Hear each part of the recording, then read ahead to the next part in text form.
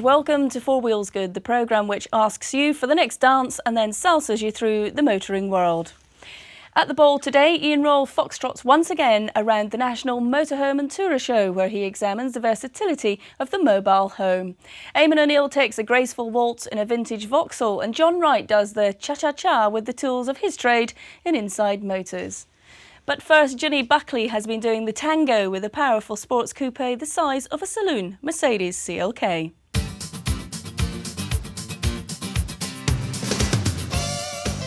Think Mercedes and you think quality, refinement, safety.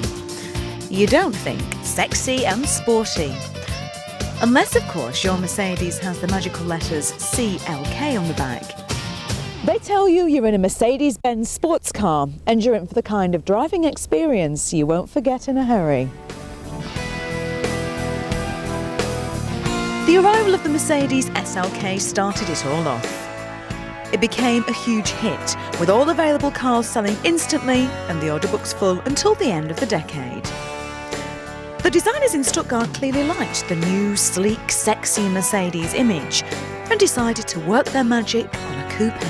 No more unadventurous coupes, designed for the terminally sensible and boring. Say hello instead to the CLK. Sporty, smooth and sleek. A handsome car resembling a thoroughbred racehorse, with a range of engines under the bonnet that can perform like a Grand National winner.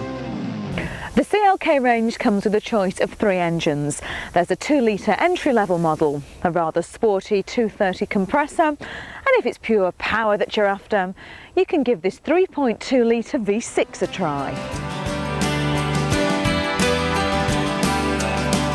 Now, Mercedes are keen to convince you that this is a car designed not for the wrinklers amongst us, but for the young, or at the very least, the young at heart. The press pack waxes lyrically about the youthful design and the range of youthful colours. But in reality, I doubt whether many of today's youth would have enough spare change in their pockets to be able to afford one of them. Prices start at just under £27,000, and this, the top of the range 320 Elegance, is £36,600 on the road. Ah, but let's not forget all those little extras. There's metallic paint. That'll be £651.20, please. The very finest leather upholstery. £1,790.81. Get a bit of light into your journey with an electric sunroof. £1,254.61. Maybe you could treat your passenger to an electric seat just like yours. It'll be £724.70. There's a memory to remember your very own seat setting at £720.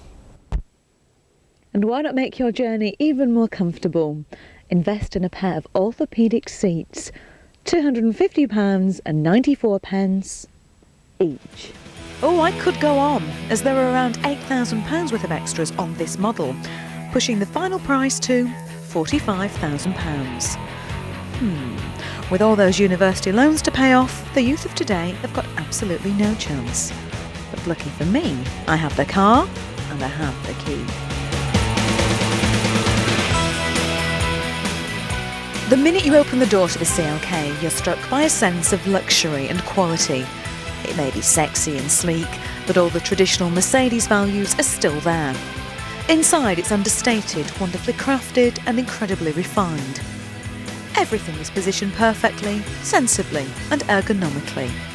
This interior has been designed by people who realise that the journey is every bit as important as the arrival. As you slip the 5-speed auto into drive and gently sail away, you could be floating on air. The orthopaedic seats cushion you. The sport suspension holds you firm over every bump and lump.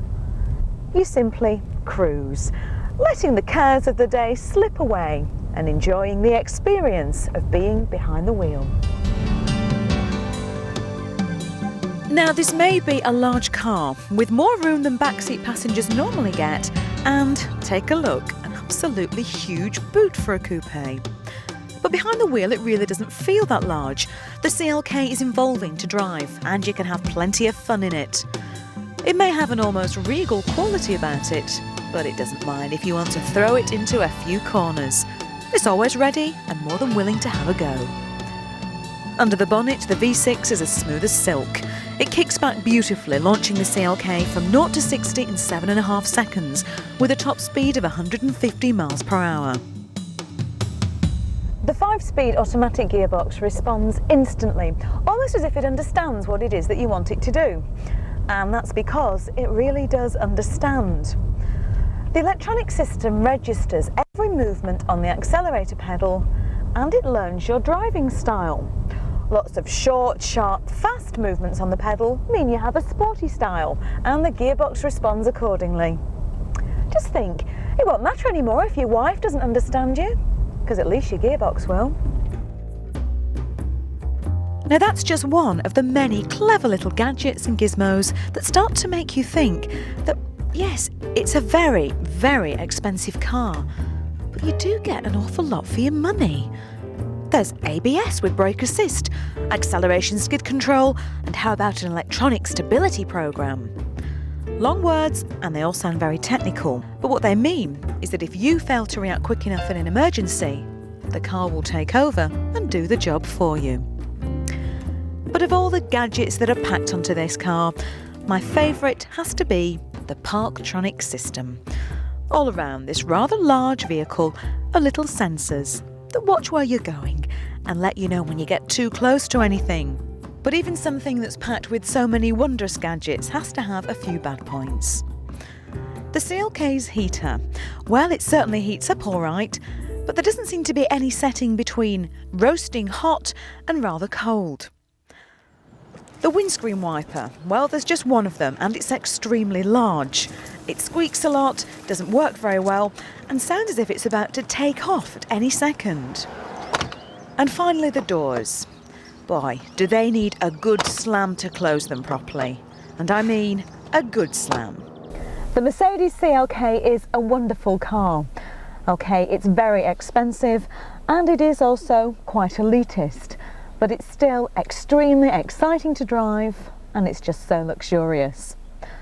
There's an added bonus as well. Wherever you go in the CLK, you travel in air-conditioned opulence and splendour, feeling extremely nouveau riche. Until that is you arrive at home and you realise that the car costs more to buy than your house did. Ginny Buckley driving the stunning Mercedes CLK. Now it's time to head over to the National Motorhome and Tourer Show once again. This week, Ian Royle has been finding out more about the versatility of these enormous live-in beasts. And from the practical point of view, we find out how Peter Baker and family got on when they went away for a few days in one of these mobile homes. The freedom of the open road, no hotel hassles, a home from home, and the ability to go virtually wherever you want, when you want. Plus, you can pursue all sorts of pastimes, from scuba diving to motor racing, fishing trips, wherever you want, even in remote locations. Those are just some of the pleasures of owning a motorhome. But for people who aren't retired, how often would you actually use a motorhome? Surely it's better to rent one for the time that you need it in a year than have a big motorhome stuck on your drive all year round. Because of the price, the average family person, I would struggle to buy a new motor caravan, but you'll find from £10,000 upwards you can get a jolly good used motor caravan, and that's where we're encouraging the younger person into the family man into the market. What do people who are coming to buy a used motorhome look for in terms of specification or size or how many people it can sleep? Depends how they're going to use it. If they want to go away, traditionally motor caravanning, or are they going to use it for a specific sport such as climbing, hiking, scuba diving, windsurfing. They don't need to be used just for motor caravanning per se. They're used increasingly, and that's where we're trying to expand the market as well for specific hobbies. Think carefully about the use they're going to put the vehicle to. Are they going to go away just for a weekend? Are they going to go away for a fortnight's time? Are they going to go away for 3 months into Europe? Having established that, we can best advise on the type of vehicle which is going to suit them best. But once a buyer has found a motorhome for his or her needs, the benefits can be substantial. I think the independence and the freedom are probably the main reasons why somebody would spend money on a motorhome. The opportunity to get away from it all. If they get fed up with a particular place, they can move on to wherever they like. And do you think that there's a vast difference between a motorhome and a touring caravan?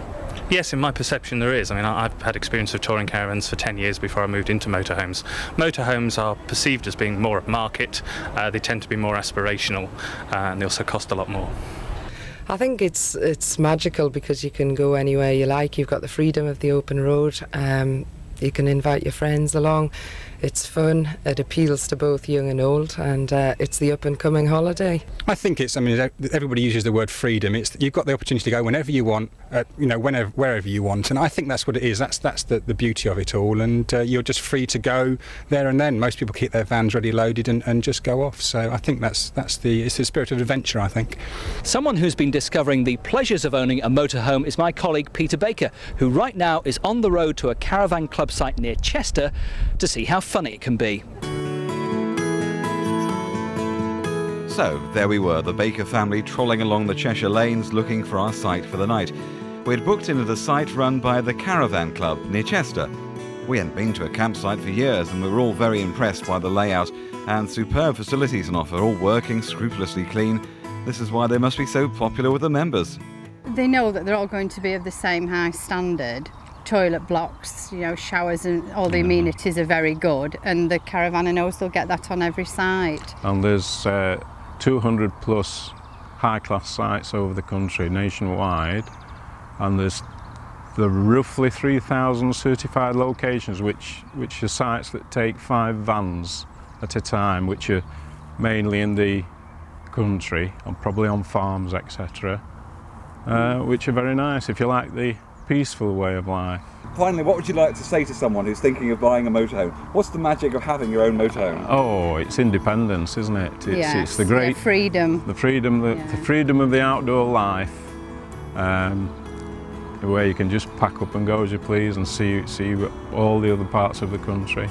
And abroad, of course. And abroad at the drop of a hat. It's good, clean family fun to plug in your motorhome power, close the curtains and be in your own completely self-contained world. The kids love the idea of sleeping above the cab, a real adventure for little uns, and big uns can fit up there as well. Oh well, lights out. Good night. We'll be joining Ian one last time at the Mobile Home Show next week when he'll be looking at some of the more extreme vehicles that are available. That's it for part 1. Join us after the break for a cruise in the countryside in something a little different. And come with us to the mysterious world of mechanical marvels, the place where a man and a moustache can be found under the bonnet of Inside Motors. See you then.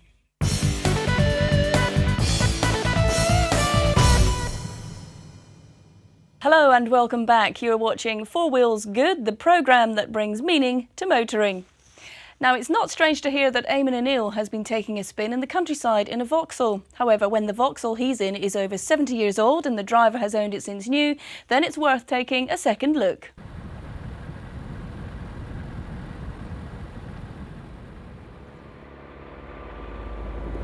This is the life, cruising along the leafy Cheshire country lanes in a beautiful car. It's trouble-free motoring at its best. And after 63,000 miles and almost 70 years, this original Vauxhall Princeton Tourer, affectionately known as TU because of the number plate, has amazingly broken down only once. It's only on its second set of tyres now. How do you manage to keep it running then? With the goodwill of friends. You've got to have a good mechanic and a top engineer for it.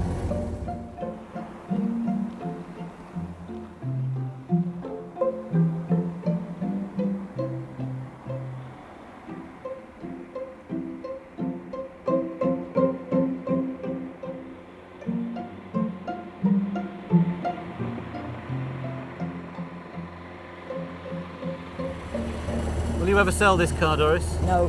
Why? I couldn't. He asked me to keep it. I'd lose all my boyfriends. How many times have people offered to buy this car from you? Oh, I couldn't tell you. The latest one is a man who works for the Ministry of the Interior in Bahrain. He says his money's in the Swiss bank waiting for it. What's the reaction to the car from the villagers? Oh, the villagers, especially the children, love it. If they can get in the car and do this, that's just what they want. How do you feel now when you drive the car? At peace with the world. What happened to this car during the war, during the rationing years? It was on the lawn. We had a small one running, but with no petrol for this one. You really enjoy driving this, don't you, Doris? Thoroughly enjoy it. And I enjoy taking people out in it. I don't suppose you'd let me have a drive of it, would you? Yes, I might if it was a straight road. Will you teach me how to drive And provided you let me stop if I want to get out. Oh, absolutely.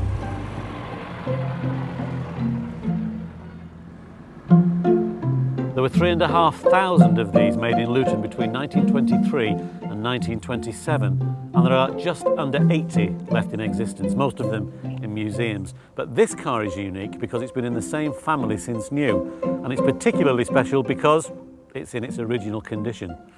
But cars like this need some looking after, and the man who looks after this little beauty is Keith.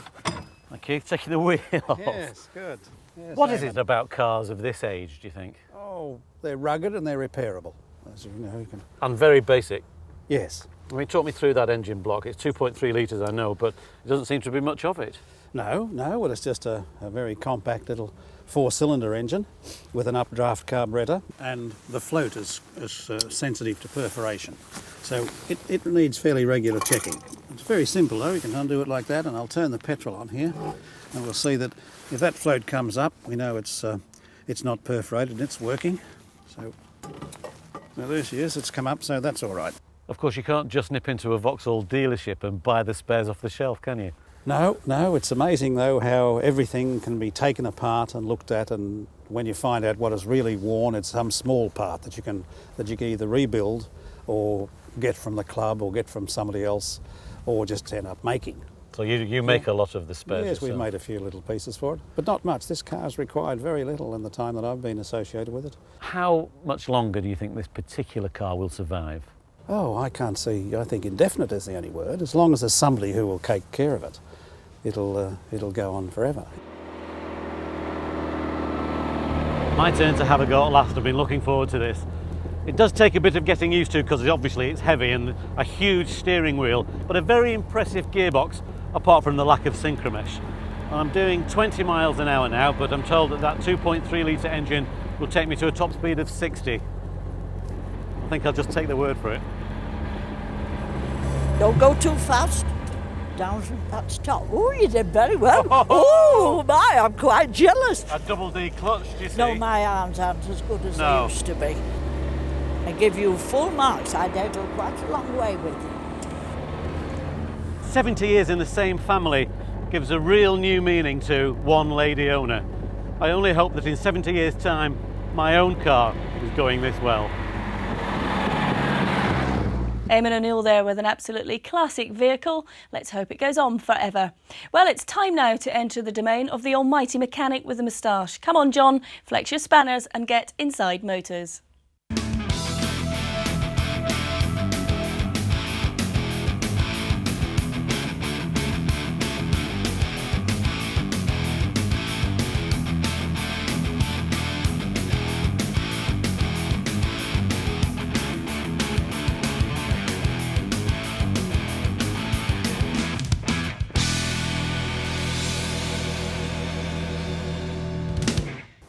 Welcome back to Inside Motors. In our continuing series on engine building, it's the turn of the cylinder head.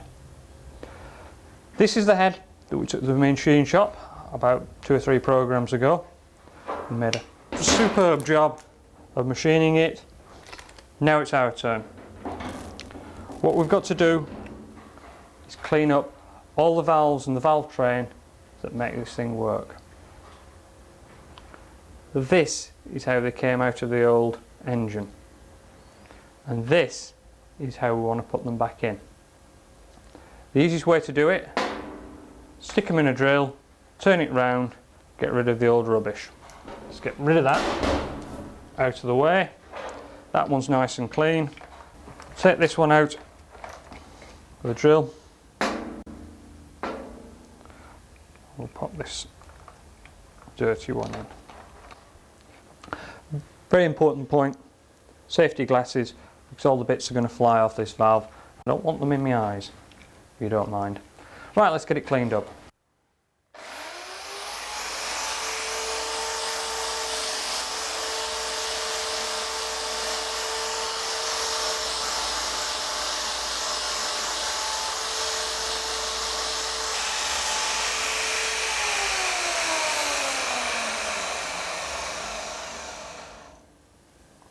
I love that.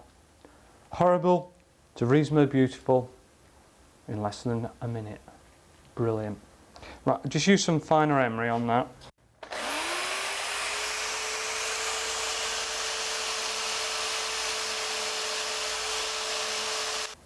Right, that's the last exhaust valve done. The next one to do is an inlet. Right, carry on doing this last inlet valve.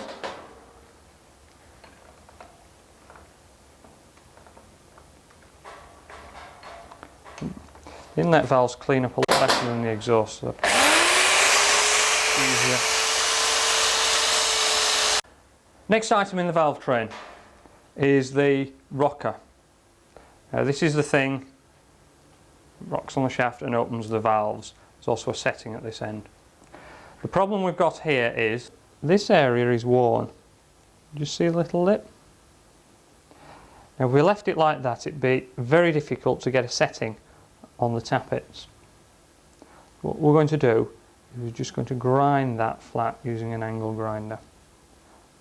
Okay, probably not up to heritage standards where they'd be throwing them away and starting again. That's money, and this is Inside Motors, so we're going to do it our way. Slip it in the vise, the angle grinder.